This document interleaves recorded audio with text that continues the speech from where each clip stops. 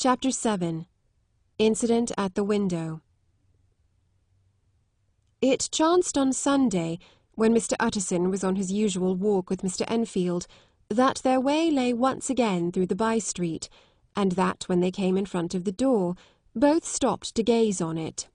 "Well," said Enfield, "that's the story at an end at least. We shall never see more of Mr. Hyde."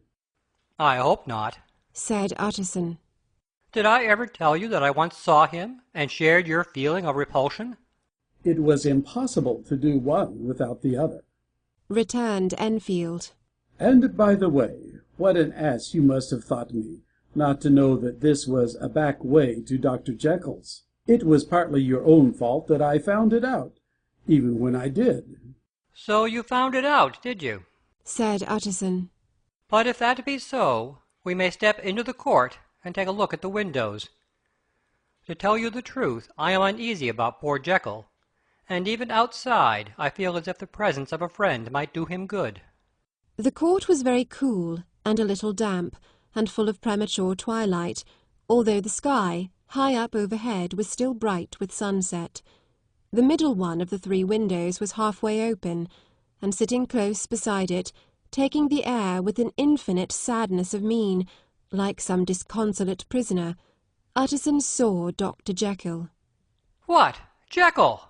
he cried. "I trust you are better." "I am very low, Utterson," replied the doctor drearily. "very low. It will not last long, thank God." "You stay too much indoors," said the lawyer. "You should be out, whipping up the circulation like Mr. Enfield and me. This is my cousin, Mr. Enfield, Dr. Jekyll. Come now, get your hat and take a quick turn with us." "You are very good," sighed the other.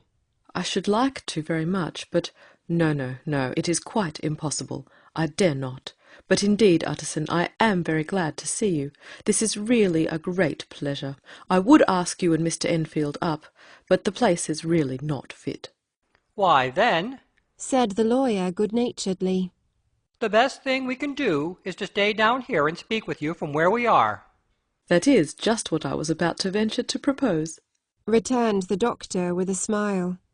But the words were hardly uttered before the smile was struck out of his face, and succeeded by an expression of such abject terror and despair as froze the very blood of the two gentlemen below. They saw it but for a glimpse, for the window was instantly thrust down, but that glimpse had been sufficient, and they turned and left the court without a word. In silence, too, they traversed the by-street, and it was not until they had come into a neighbouring thoroughfare, where even upon a Sunday there were still some stirrings of life, that Mr. Utterson at last turned and looked at his companion. They were both pale, and there was an answering horror in their eyes. "God forgive us! God forgive us!"